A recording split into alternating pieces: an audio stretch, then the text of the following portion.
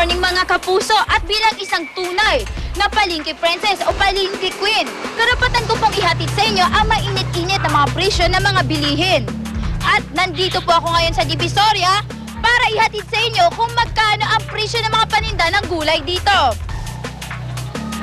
Hindi po ako tangkong queen ha, o kaya kangkong queen ako.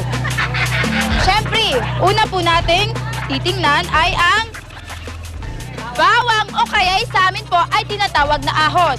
25 po ang bawat kilo nito. At ang kasunod naman po ay sibuyas. Ang kilo naman po ng sibuyas, medyo may kamahalan po siya kumpara po sa ahos o kaya bawang. Nagkakahalaga po ng 35 ang bawat kilo. At punta naman po tayo. Salamat ating masyado kang napakabait.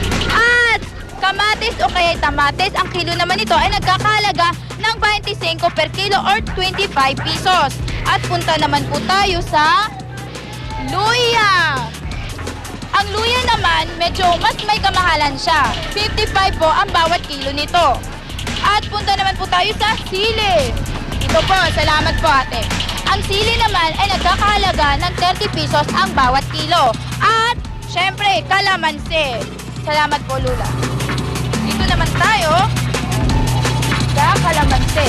Ang kilo naman ng kalamansi ay 15 pesos po lamang. Medyo mas mura po siya kumpara sa nabanggit ko kanina.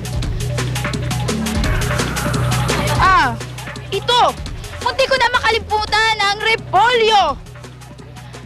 Ang kilo po ng repolyo, kuya, ito po. Ang kilo po ng repolyo ay 20 per kilo. At syempre, ang patatas naman po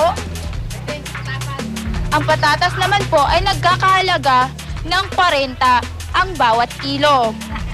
Thank you. At syempre, dahil tapos na po tayo sa mga gulay, punta naman tayo sa mga prutas.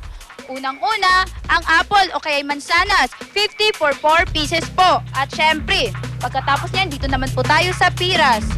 20, 3 pieces po. At pagkatapos niyan, punta naman tayo sa punkan. Ang punkan naman ay 50 for 4 pieces. Dito, may kamahalan ba siya, kuya?